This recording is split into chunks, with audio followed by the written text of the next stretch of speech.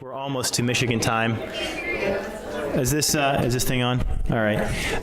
Welcome. Hi, everyone. Christian Verkler with the Clinical Ethics Program at the Center for Bioethics and Social Sciences and Medicine. Welcome to Bioethics Grand Rounds. We are really lucky to have Devan Stahl with us today. She was kind enough to drive over from Michigan State, where she is a an assistant professor of clinical ethics and an adjunct assistant professor in their Department of Philosophy. Devan went to UVA for undergrad. She went to Vanderbilt to get her master's in divinity, and she studied under Jeff Bishop, who we are lucky enough to have up here and to give a Bioethics Grand Rounds, down at St. Louis University, where she got her PhD in bioethics. She's going to talk to us today on what to do with miracle language, and I saw her give a version of this talk at the American Society of Bioethics and Humanities meeting last year, and it was a packed house, and everyone was really riveted, and that's why I thought that you guys would really enjoy this. So please help me welcome Devan. Thanks so much for coming. Right, move this over here. Figure out how to, okay. All right, so thank you so much for having me. I'm gonna have to, I think, maybe lean into this awkwardly. So I just have a few learning objectives today. So I want us to be able to, by the end of this, classify and distinguish between the most common ways patients and families use miracle language. I want to describe the ethical tensions that emerge when families request that clinicians continue non-beneficial care in the hopes a miracle will occur, and identify a set of strategies for productively engaging patients and families who expect miracles. So here is our quandary. What do we do when patients or families invoke miracle language? And more specifically, they're making treatment decisions based on their hope for a miracle. And I'm going to be talking mostly about end-of-life cases, because I think this is really where tensions arise. When people expect miracles, or their surrogates are expecting miracles, and really they're pushing for aggressive end-of-life care based on that belief. So this is a conflict I think will remain in our medical systems because of Americans' beliefs in miracles.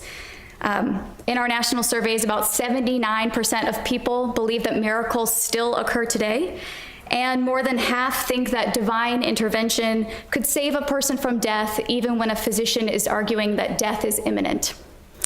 Moreover, surrogates who believe that God is capable of miraculous healing are more likely to doubt a physician's futility judgment, and are more likely to request continuing aggressive end-of-life care despite a patient's poor prognosis.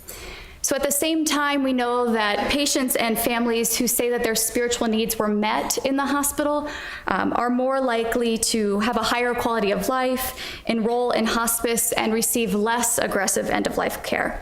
So clearly there's a need for our clinicians to continue to engage the term miracle and work with patients and families well when they have this expectation. So of course we know that whatever people mean by miracle when they invoke it can be highly variable. So in medicine, there might be at least 3 ways you hear miracle being invoked. It could be a really benign statement. So it would be a miracle if I could keep my breakfast down. Not meant to direct care. It could be hopeful, but maybe not expectant. So it would be a 1 in a million chance that this cancer drug will work. It would be a miracle. So it's expectant, or it's not expectant, but it's still maybe a hoped for outcome. And then there are folks who are both expectant and hopeful. So I know the doctor says that this is futile, but I'm sure that God will work a miracle and this will work. And in my experience and many of my colleagues, anyone of any faith can certainly invoke a miracle, and maybe people without a particular faith tradition. But I think this is most commonly seen in our Christian patients, partly because Christians tend to democratize miracles, so believing that really anyone can receive a miracle as long as they're faithful. And of course, we can't forget that our medical institutions participate in this kind of talk of miracles. So maybe our doctors are saying this is a miracle drug, our headlines are saying this is a miraculous recovery. The public hears this and it reinforces their understandings of miracles.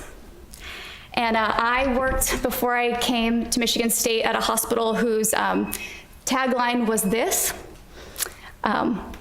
I was not there at those meetings when they decided that this would be the advertising campaign, billboards all over the city. But how can we expect our patients not to expect miracles when this is what they see as they drive down the road? So we are culpable in that kind of expectation for a miracle to occur. So I am not by any means the first bioethicist to say that this is an issue that we need to deal with. When I review the literature, there are at least 3 kinds of responses that ethicists have to families or patients who expect miracles, and that's driving their care decisions. So there's a group that thinks that you should really tackle this head on. When patients bring up miracles, you might want to actually try to change their minds, either their theology or their understanding of what the miracle really is. So this is a group who thinks that you need to reframe the miracle into some other miracle. So for instance, is it really the miracle that all of the patient's families came here today to help their loved one? Maybe that's the real miracle here. And so they're trying to convince a family that maybe their understanding of the miracle is wrong. Then there's a group who thinks, absolutely not. Never engage theology directly because it puts you in competition with another person's God. And that's never the place you want to be. So this group of folks will say, you know, actually you should try to reframe everything in terms of hope. We all can believe in hope. And if we can talk on those terms, that's a better position to put yourself in than arguing theology. And then there's a group who thinks, you know, first we need to discern authentic faith claims from denial. So there are people who invoke miracles because that's their genuine belief system, and there are people who talk about miracles because they're in denial about their care or their status or that of their loved ones. So I think there's a few shortcomings of all of these positions. And the first and probably major one is that, you know, they seem to talk about miracles as if they already knew what the patient or their family member meant when they said miracle. But like I said in the beginning, people can have all sorts of expectations or understandings of what a miracle really is. And until we know that, it's hard to sort of train or talk with them. And then I think that there needs to be a lot of justification for arguing with somebody about their faith or their theology. So I trained as a hospital chaplain. This is something I never would have done. It's sort of taboo. You don't tell someone that their understanding of God or their understanding of their theology is wrong. Or at least it requires a lot of justification to do so. So instead, some colleagues and I from Vanderbilt have put together this kind of taxonomy, this way of maybe parsing out different ways in which our patients or their surrogates might talk about a miracle. The first way is just an innocuous kind of statement. So again, it would be a miracle if I could keep my breakfast down. So here people are just using miracle in a sort of more common way as a spectacular event or fortuitous event. So I'm not going to talk too much about that because I think we kind of know that when we hear it. We might want to inquire what somebody means, but sometimes miracles just sort of thrown out to mean something else. But then there's 2 other kind of categories. I've called them shaken and unshaken with reference to how this impacts the invocator's faith. So does it shake up their faith or does it not when they're using sort of this kind of language? And within the shaken category, there's 2 subcategories, this existential category and tragic. For the existential invocator, they're asking you questions like, why is this happening to me? What is God doing in this situation? Where is my miracle? So these folks maybe don't know what that miracle event would look like, but they are raising kind of existential questions as a result of their illness. And they're not trying to use religion as a trump card or a strategy. They're genuinely sort of upset or confused about what's happening to them. And they'd be willing to engage you in conversation or self-reflection about that. Now, these folks have been shaken by their illness or their hospitalization, but eventually they're able to shore up a new conception of self and their circumstances. The tragic invocator, however, will not be able to do that. They'll remain fragmented by those particular experiences, and they'll pose existential questions that will go unanswered. And so their conception of self really remains shaken. And of course, an invocator can move in between these two categories depending on whether ultimately they're able to come to a new sense of self or not. In the unshaken category, we're talking about folks whose conception of the world and their faith has really not changed as a result of their illness or hospitalization. So for the integrated group, these are folks whose individual conception of illness is fully integrated into their worldview and their ecclesial tradition. So their end-of-life events have not shaken their worldview. They have probably a long-standing relationship with their faith community, who provides them social support, acts as their interpreters of the world and of revelation, and are an authoritative source for their world formation. So invoking miracles for this group isn't a sense of coping. They're not coping with something by invoking their religion. This is an application of a really long-held worldview onto this particular circumstance. And for the strategic invocators, it's a little different. So this is not for them an expression of a long-held worldview. They're using the term miracle to carve out a space beyond medicine's reach. So they're using religious language for non-religious interests. And most often this is preserving or gaining decision-making authority. So for these invocators, the hope for a miracle is more ad hoc. They're not struggling with their relationship to the divine, and they're probably not rooted in a particular religious tradition. So, if you ask them about it, they might not be able to tell you a lot of specifics about what it is that they believe, or if they belong to a particular faith community. They're more concerned about their rights, and they're using that as a way to get what they want in a medical situation. So today I want to talk mostly again about these shaken and unshaken miracle invocators in end-of-life situations. So I think how we should respond as either ethicists or clinicians or chaplains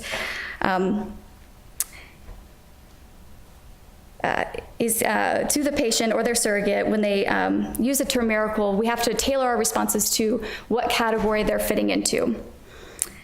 So if you want to know which category maybe this miracle invocator fits into, you got to ask some questions. So minimally, what do you mean by miracle? And do you have a faith community that can support you during this time? So for a shaken invocator, this question of what does a miracle mean to you will be met with skepticism or uncertainty.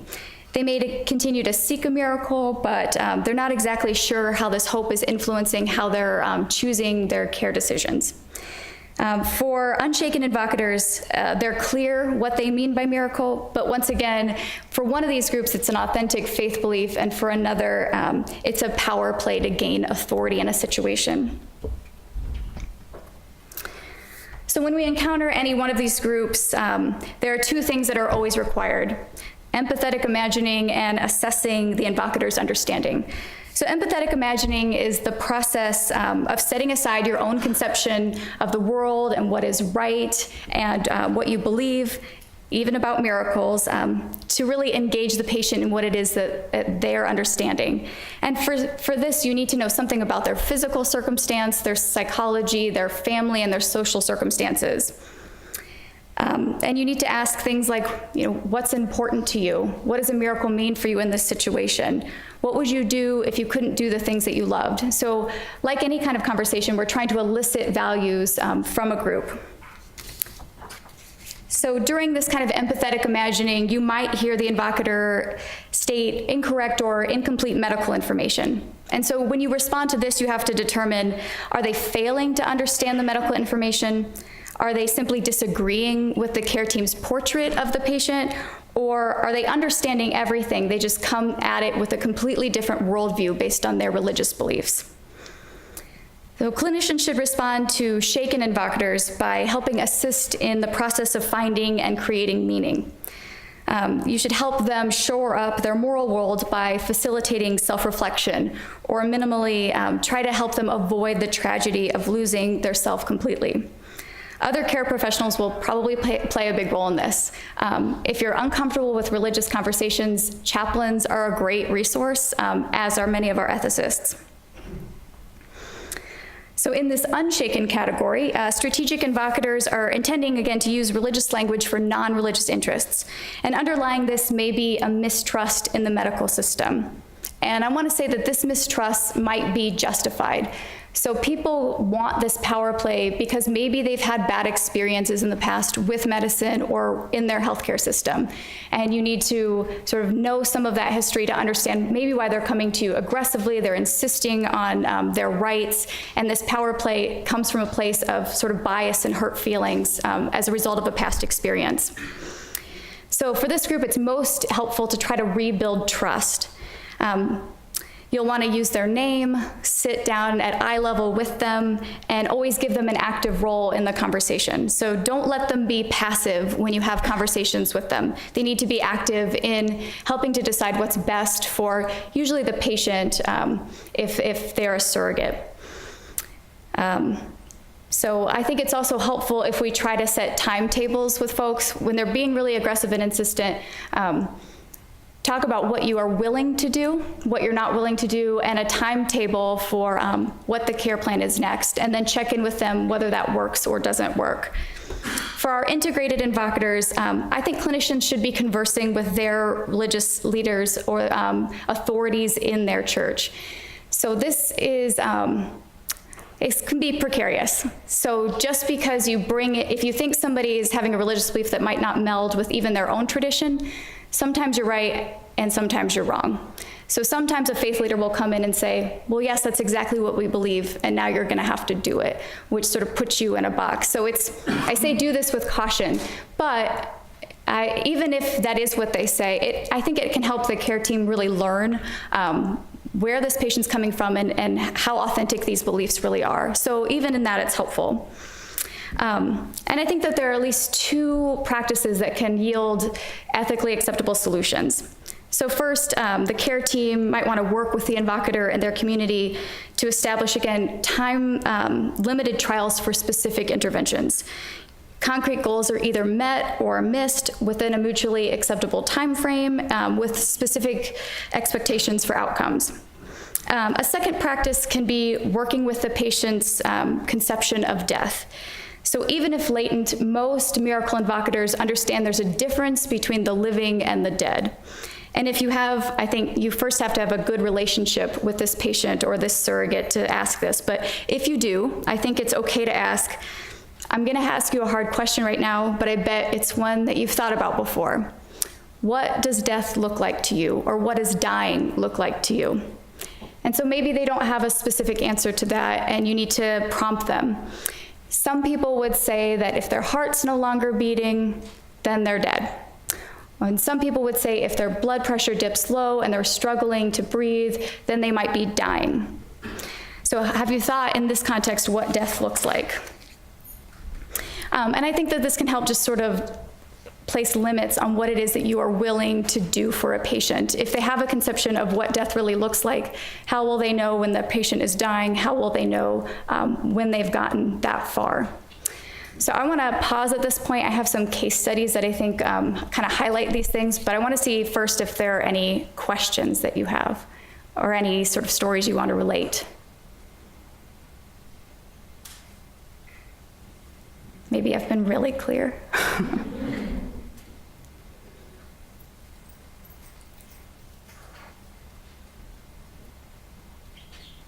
No? Okay. Okay, so I'm going to give you a case and then ask you what type of patient you think this is and how do you think you should respond. So Mr. C is a 30-year-old Hispanic man with short bowel syndrome. Being unable to take sufficient nutrition by mouth, he has lived his adult life with a J-tube for daily TPN. Mr. C has decided that he will not continue with the J-tube and requests that his surgeon remove the tube. He says, I don't want to suffer like this anymore. I want to seek the kingdom. I don't know what God wants from me. If a miracle occurs and I change my mind, God saves me or some new, better therapy comes along, then that's fine. But I think I would rather starve and die than continue like this. So if this is my lovely table, what kind of invocator is Mr. C?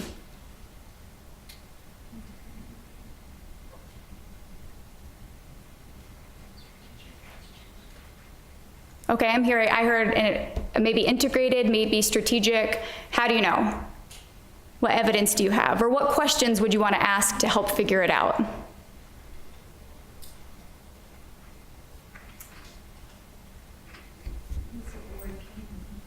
He said the word kingdom, so he's definitely invoking really specific religious language. So maybe you want to ask him what he means by that. So maybe you have a sense. So a lot of us, if we come from a Christian tradition or a tradition that uses words like kingdom, we might jump to the conclusion that we know exactly what he means by that. I think that would be a mistake. I think we should probably ask him first. Yeah. I would ask what a J2 means to him. Okay. What kind of problems does he encounter? How was he suffering exactly? And go from there. Okay.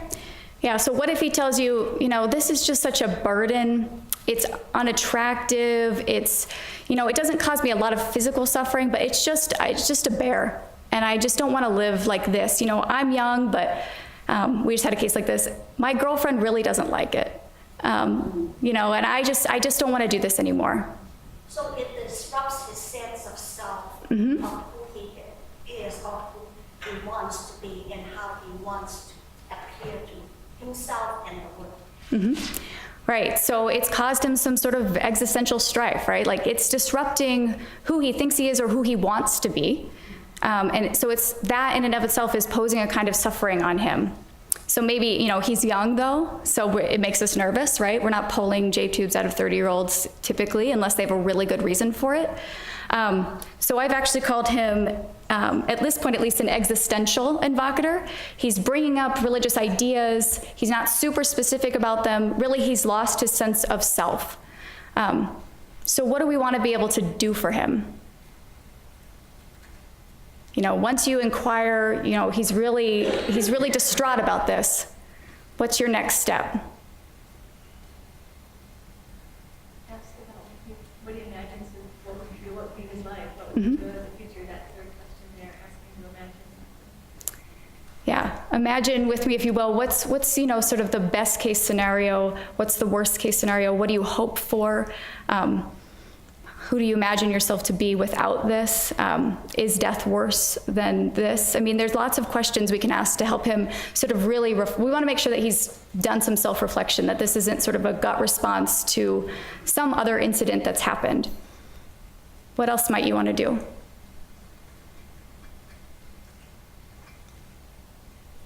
Have a psychological assessment for depression? Yeah, maybe. He's certainly saying things that sound not super rational. Maybe this is coming from a place of depression, so you might want to check that out. What does he imagine will happen when you take the J2 out? Yeah, does he really understand? Yeah. Yeah, we want to make sure that he really understands the consequences of taking that out, because they could be rough. And have all the other feeding regimens been explored? Has there really been a thorough assessment of the different feeding regimens that he might be able to undertake? Absolutely. So sometimes if somebody's had something for a long time, we just assume it is the best option for them. But maybe there are other options to explore. So I think in terms of forward thinking, hoping to find hope in what could be, it's what you value today, what is bringing you joy today. So like obviously there are things that are going on that are making you become unhappy with the J2, but then also trying to bring you back to the present moment and thinking on things that are positive in your life. Yeah, so what do you value? Sort of reframing what it is that brings him joy, and hopefully then that brings more hope. Yeah. I think it's also, he's sort of invoked this religious language, and we haven't asked him whether he has a faith tradition. Maybe he actually has a pastor that would be really good to talk with him about this even while he's in the hospital. And that's something that's pretty easy to do, to just call his pastor. And maybe that person can help sort of reframe this. Unless he belongs to a religious tradition that doesn't believe in medicine, you can imagine that this is the kind of person who might encourage him to continue to seek care if that's what he really maybe ultimately would want. Okay. Case number 2. Mrs. A is admitted to the MICU due to respiratory distress related to complications from pancreatic cancer. She's placed on a ventilator support at And at day 25, the team tells Mrs. A's husband that supportive treatment has become inappropriate because she has a terminal, irreversible condition. Mr. A says, "We must begin a new round of chemotherapy, continue on the breathing machine, and start dialysis as we wait for God to perform a miracle and restore her to a happy, active life. She would have wanted it. Our bishops say it's the right thing to do, and we always listen to our bishops." So what do you think? Okay, I heard strategic. Integrated. I think it's a debate between the two sides of the room now. So maybe you're not sure. What would make you think it's strategic, for those of you who said that? He's been very manipulative in the way he's presenting the information and what he wants to be done, using his bishop's information to make that decision. Okay, so he's very insistent and very clear about what needs to be done now, not what the doctors think. He knows best, and he has potentially support amongst another group. So for those of you who thought it was integrated, why is it potentially not strategic? Why would it be an integrated invocator? Yeah. Well, before that, I would ask him about his previous happy life, with his wife, because I suspect behind that was overwhelming kind of sadness and grief that he could not tolerate. So one way is to help him to open up by not directly addressing his sadness and grief yet, because I don't think at that moment he could deal with it. But just ask him to talk more about, what kind of happy life he wants to restore his life with his wife too, and what it was like, and then take it from there, and maybe step by step with the empathic listening, he might start talking about the sorrow of losing her, the change, and what it might mean. Yeah, certainly matching his aggression is not going to be the best way to get him to change his mind, right? So what made you and your wife happy? What was your relationship like? What do you want to restore her to? And maybe in the process of that, you learn either, me and my bishops, we've had a long-standing relationship. They inform the decisions I make. Or you learn, no, we don't really have a religious tradition. I'm just insisting on this because it felt like that's what was going to get me what I wanted at this point. So sometimes people will claim that they have the backing of their religious tradition. It's actually, though, typically pretty easy to figure out if that's true or not, because you just ask to invite them in. And if they absolutely refuse to invite in the people they say helps them understand everything about the world, then maybe that's not true. But if people really have this relationship with their community, one of those bishops is probably going to show up, right? Especially if you call. At least somebody from that community hopefully will show up. I say that it's, sometimes people belong to really big congregations that just don't have, the resources, or the pastor, him or herself, can't come because they're just a little busy. But hopefully they have somebody from that community who would be willing to come and talk with them. So that's something you can figure out in the course of just kind of an empathetic conversation with them. So let's say they do have this community support. What do you do then?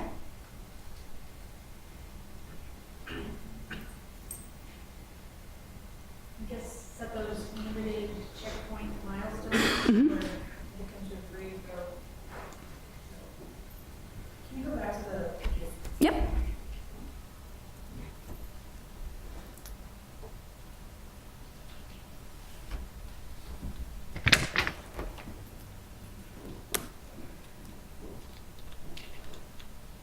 Yeah. Maybe this is more of a specific comment than you see. I think, it's a position you can't be compelled to do something that's just medically wrong. So if you come to me with a broken bone, you can't insist that I do bypass surgery. If you come to me with pneumonia, you can't insist that I put a cast in your arm. Right. So these are specific treatments he's seeking. I think that the other thing that I find when people start invoking miracles is to acknowledge that, sure, if you believe in that, then I certainly won't contradict your belief. It's trying to fight, how many angels can dance on the head of a pin. But I think a miracle, if it's going to happen, I acknowledge it's going to happen regardless of what we do. So I always argue that we should continue to focus on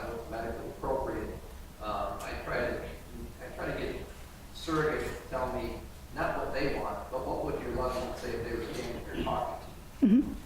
Because it takes the focus out of making a decision to, you know, what the person's kind of values and preferences were. So I don't know if that's maybe too specific of an answer, but I've dealt with situations like this. I mean, I see a doctor, I see the term miracle invoked. I would say not infrequently, even though my English teacher would tell me that's not correct. Now and again, and you know, from working with our hospital chaplains, I've learned ways to kind of dance around it without actually addressing whether or not a miracle is going to occur. Just acknowledge that if it's going to occur, it'll occur, you know, whether we pull the tube out or not. Right. Yeah, and if I were doing this as a role play, which I'm not because there's just one of me and it would be just very chaotic, I would have as that doctor tried to say something like, oh, well, I don't believe in miracles, so we're just gonna, you know, obviously not the right thing to say. So, you know, I think a line I often hear, which I think is helpful, is, you know, I'm not gonna do anything to prevent a miracle from happening. At the same time, I have professional obligations that, you know, I need to uphold and that I think would be best for my patients. And here's what they are. I meet a lot of ICU physicians who will come to me in a lot of distress because they just don't feel like, you know, the surrogate is listening, that they're asking for things that are inappropriate. And I'll sometimes say, well, have you told them how you feel about that? And they'll often say no because they think it's inappropriate. But I think bringing up your professional obligations and how doing this aggressive treatment makes you feel isn't inappropriate. It can be helpful for the family to hear that because maybe they think, really, I'm leading the charge, whatever I say goes, and they don't think about the other side of that, about how it might be causing our clinicians distress to be giving care that they actually think is medically inappropriate. So I think that those are really good ways to start that conversation. Kind of sterilized death in our modern society for the vast stretch of human history. People lived in caves and huts and watched their aunts and uncles and brothers and sisters and parents die. And it's only in the last 100 years or so that we've taken death out of the home and made it the sterile hospital phenomenon, and most people's experience of death is what they see on TV and movies. And I often find it useful to ask them, what do you expect death to look like? Because most of the time they have given very little thought to that.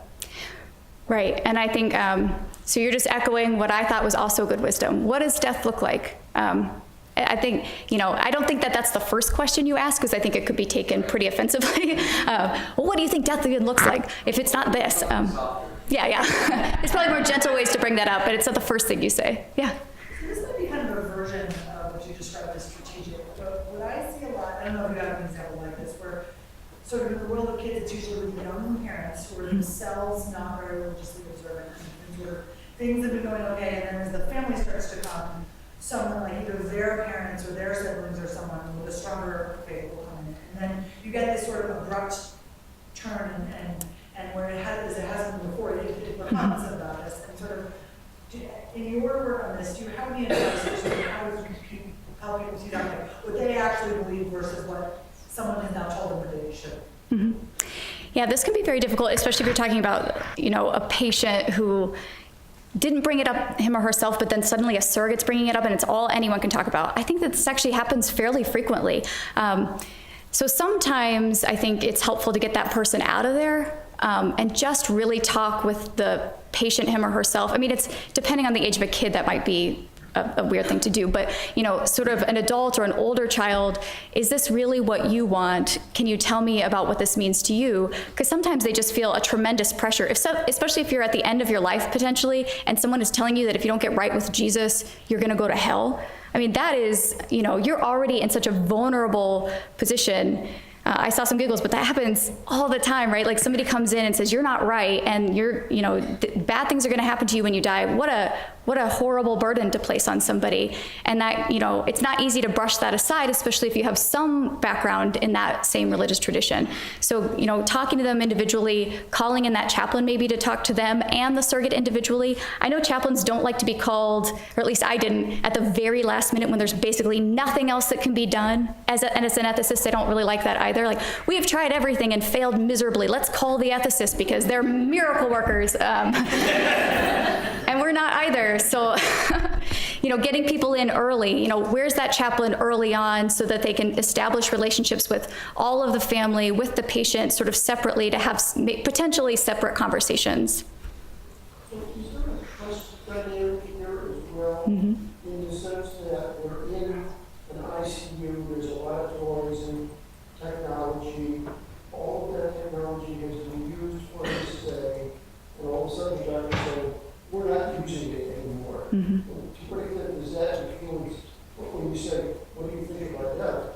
Very interesting, I think about that, because you're withholding life-saving treatment. Mm-hmm.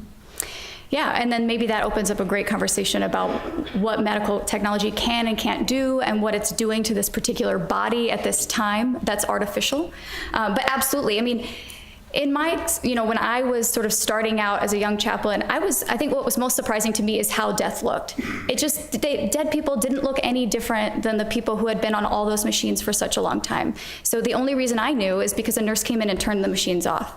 And there was no more beeping anymore. And I thought, wow, it's just, regular people don't know the difference here when we have all this technology. So helping them to understand what all that's really doing and what death can look like optimally, I think that's helpful because like you've said, pop culture doesn't give us a really clear expectation of what that death is gonna look like, especially with all our technology. Yeah. Do you have any suggestions for what I call the case on health, where we have the ethics committee, where their belief in a miracle included the idea that if God would not work a miracle if we discuss this at all? We must have this absolute faith. Mm-hmm. So we refuse to discuss it on the grounds that would prevent the miracle from occurring. What do you do then? So, yeah. But they're insisting on very aggressive treatment. So I think it's pretty irresponsible to insist on a treatment when you don't understand what that treatment's doing or what its benefits are. I mean, if they're refusing to have conversations, then they're not actually really understanding what the technology's doing.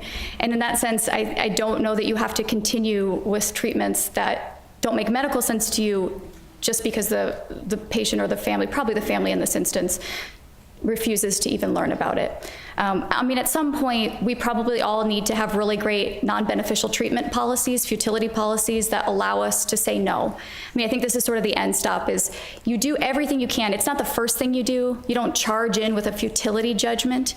But if you are just at an absolute roadblock, there might be appropriate instances and when you say, this is not benefiting this patient. We're potentially torturing this patient until their death, and that's irresponsible. And so we're gonna, bring it to the ethics committee. Hopefully they'll agree with you, and sometimes then you're just allowed to say no to stuff. But I think that's hopefully our last option. But you get there, or you remove the surrogate. If they are just making decisions that absolutely go against the patient's best interest, as far as you know it. Again, a last case scenario. They're just doing really bad things to this patient. You have good evidence to know that maybe this isn't what the patient would have wanted. I think there are ways to remove surrogates as well, or at least remove, the person who was placed in charge legally. Well, it seems to me that the central issue, in order to have Mr. A come around to see our point of view, we have to convey to him in some way that we understand where it's coming from. It seems to me the central issue is that, the wishful miracle is his way of trying to cope with the feeling of helplessness in face of not being able to do anything for his wife, and also the sorrow underneath that's too much for him to deal with. So I myself would sort of use my empathy. Another tool would be to just talk a little bit about how people in general that I know about in this situation, in similar situation, would feel very helpless and very sad, so overwhelming. And so the wish for miracle on his terms is very understandable. And I would even say, we wish we could do that for you. And it must be very disappointing that the reality is such that we cannot, and to do what we asked to do, not only would not bring about a miracle in the way that he wanted, but would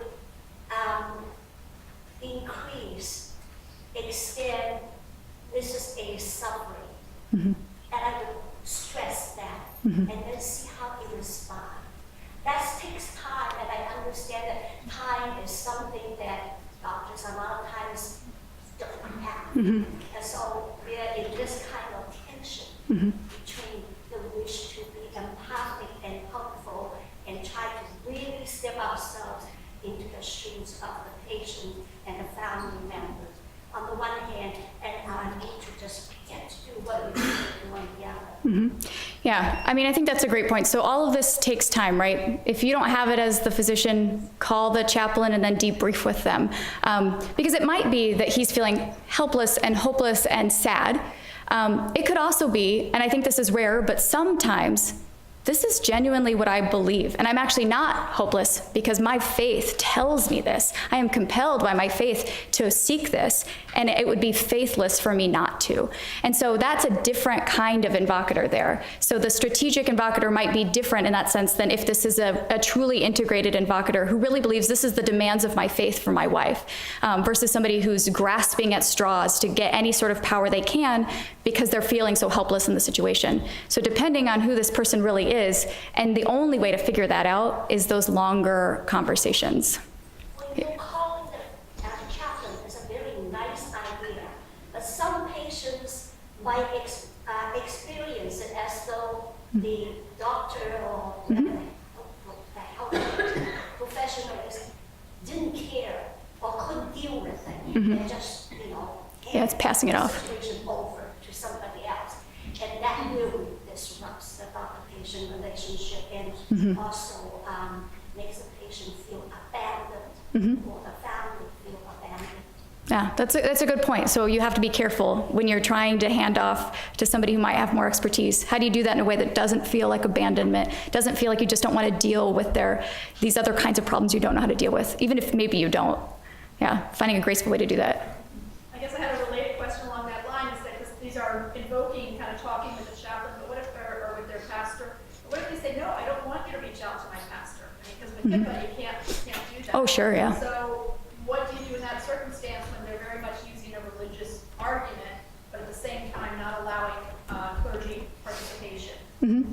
Yeah, and so in those cases, like I said, I don't think that then they're probably this integrated type. They're probably then that strategic type who's using this as a kind of a way of coping with what they see as a situation where they are losing power and control. And so then you deal with them differently. So, they don't want to talk to a chaplain, they don't want to call in their pastor. Well, this is probably then not like a long-held world belief being applied to a situation. This is something else. And this is then mistrust of our medical team for whatever reason. And then the strategy, I think, is different. So you're delving into their worldview and what they believe, not as helpful here, but talking to them about, what their loved one meant to them, how much we care about their loved one, how much, we really need them to help us to understand because we trust them more than anybody else to tell us about this person. I mean, trying to sort of build trust with that person is a better strategy than continuously calling in a chaplain they don't want to talk to. Can you comment on I've seen this happen, the situation where, this would be, I guess, an integrated scenario, where you call in the spiritual leader and that makes a polarized situation more polarized? Oh, yeah. So all the time this happens, right? So I'd say, I don't know, in my experience, 50-50, that this religious leader is going to help and help. I don't want to make it seem like it's always bad when they want more care because of their religion. But if they're insisting on sort of non-beneficial care because of a religious belief, that usually is a problem. So you call them in, you try your best to talk with that sort of faith leader with the person there and maybe separately. I mean, sometimes just getting them in the room to see how bad the patient really is helpful because they can't really know that from an outside perspective. So they just sort of hear, oh, well, I heard he ate today and so he's fine. But really getting them in there shows a different story. If they're continuing to insist, then they're part of the coalition of this group that really wants to continue care. And I think you just treat them then as part of that community, and then you do the same sorts of things you would have done otherwise. Here are our professional obligations, Pastor. I hope you can understand. You have yours, I have mine. Here's what it looks like. We're not trying to prevent anything you do or get in your way, and it's helpful to have you here to explain to our staff what this belief looks like. So it's sort of trying to, build trust even with that person. But at the end of the day, again, if they're insisting on stuff that we don't want to give or we think is like unprofessional, given our professional obligations, then we just have to explain it to more people. So sometimes it hurts and sometimes it helps, and there's no really predicting, at least in my experience, I can't predict it great. Sometimes I'm like, there's no way that that pastor really thinks this, and then he comes in and he says, that's exactly what we believe. I go, oh, dang. But sometimes you go, you know what? I read something, this only happened to me once ever, but I read something your Pope said, and it doesn't sound like this is what he meant. It sounds like actually he would be okay with us taking this tube out. Oh, okay, you can take it out then. Rare, very rare. You're not going to explain theology to a pastor better than they know it. So typically anyway.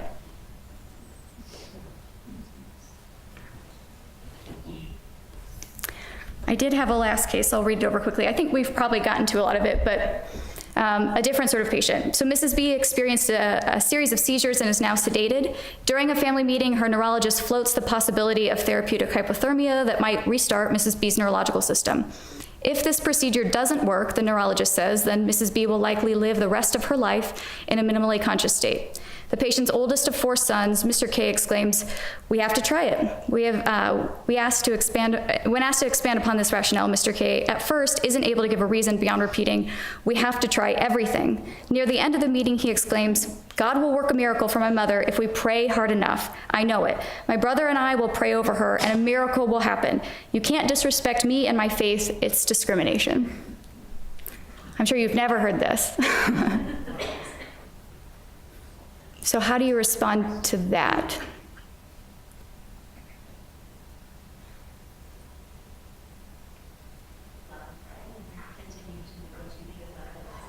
Mm-hmm. Yeah, definitely. You can't pray anymore was not a good response. Let's tackle that last thing first, which is, tell me about feeling disrespected. Mm-hmm. Right? Yes. In what way do you feel like your faith is being, sort of used against you in this situation? Let's work on that. Yes. Yeah. So by no means are we trying to discriminate. Tell me about, what you mean by that and how we can maybe help. So tackling that, because again, this is probably about mistrust, right? So this is a power play, and you hear it all the time in pop culture and in medicine. It's discrimination to, my religious faith is my religious faith, and how dare you question it? Where does that come from? My question about this case is, if the neurologist offered this as a therapy, was there not a medical reason to do so? Mm-hmm. Question why they would want the program? Yeah, so we have to try it. They offered it. 99% of the time, we're just going to do it, right? So let's imagine that this is not what the whole healthcare team thinks is the best idea for this patient. So in my longer sort of version of this is a last-ditch effort by a neurologist who thinks this is a good idea, and nobody else agrees with him. So he's come to the family by himself, without the rest of the care team there, to pitch this, and now they won't stop talking about it, right? So now this family has heard this option, which sometimes is presented like this. Sometimes it's, well, we could do a lot of things like this and this and this, but we don't want to do them. And I go, oh no, why did you offer it if you don't want to do it? Because now they think that this is a last-ditch miracle potential, right? So by even bringing it up, this is all they're going to focus on now. So let's imagine that the rest of the care team thinks this is a crazy idea, but this neurologist is prone to doing this sort of thing. I also have an issue with how you reframe for a family, for a person. If we pray on it hard enough, it will happen. Because when it doesn't happen, does that mean they didn't pray hard enough? Mm-hmm. That they did something wrong? I mean, it's so loaded when somebody sets it up like this. It's like, you can't win this. Right. Yeah, and so there's a lot of strategies for this. A lot of people will want to say things like, because you don't want to set them up to think that if they didn't pray hard enough, and if they had only had more faith, you don't want to necessarily reinforce that.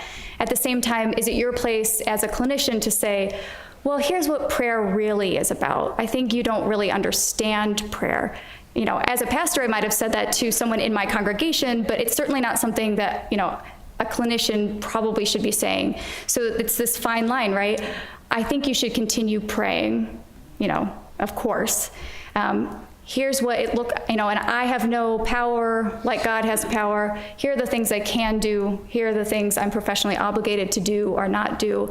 I think you set yourself up to be in a bad position about trying to argue the merits of prayer or not. So I think there's an impulse to say, well, no, you need to think about prayer differently. But are you really willing to engage in that conversation? And some people are really good at that conversation, but it won't always go your way. No, and I just worry for the children who, who have set themselves up. Mm-hmm. It's not that I think that we need to take that on or talk them out of it or anything. I just feel so bad for them. Yeah. Like, how are you going to cope when something bad happens to your mom? And are you going to think it happened because we were bad or because you didn't pray hard enough? Mm-hmm. And it's not trying to talk them out of it. It's just such a bad presentation. It is, yeah. When you yeah. get it, because he's like, now what? Right, and hopefully this person, if they say something like that, really does have a faith community, because most faith communities don't believe that if you had just prayed hard enough, you would have prevented death. Like, that's not really part of most people's theology. So if you can get somebody in from this community, if they have nobody, then you question whether the true sincerity of that statement. They could genuinely believe it and then have no religious community to back them up, but I think that those are actually pretty rare instances. This comes from somewhere. So if you can get somebody from that tradition to come in and talk with them, that might be helpful, or at least know that they are supported when they leave, because there's only so much we can do, right? Especially once they leave, they need a community of support to help grieve with them. So making sure that they have that from a person who maybe was coming to the hospital to do it in the midst of that is important.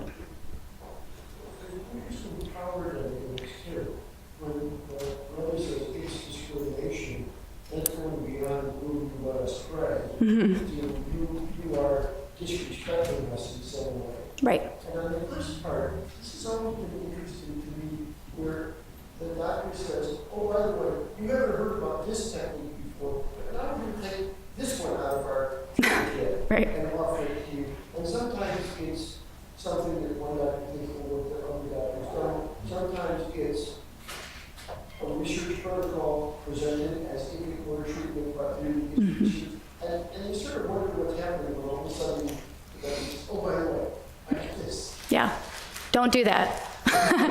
So I think we've run out of time. Oh, yeah.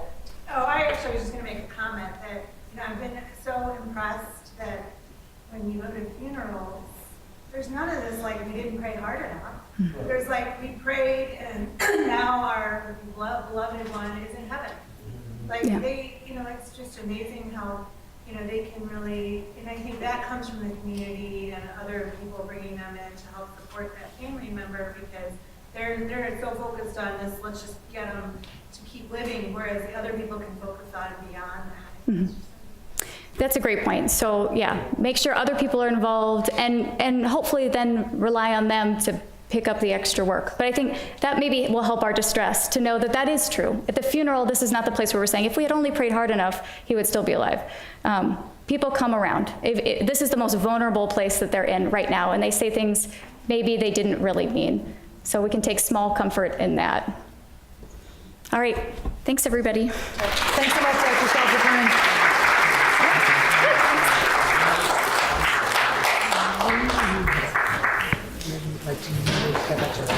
Yes. Okay, I'll get you. Okay. P2. Okay, I can I have no idea where I am. I will get you. It's actually around there. Okay, good. So I have this story, if you want to Yeah. borrow it. When I was like massively pregnant with my first child, he came in at like 3 in the morning from home to and I get in there, and they've been doing impressions for like 20 minutes or something by the time I got there. And the grandmother's like shrieking.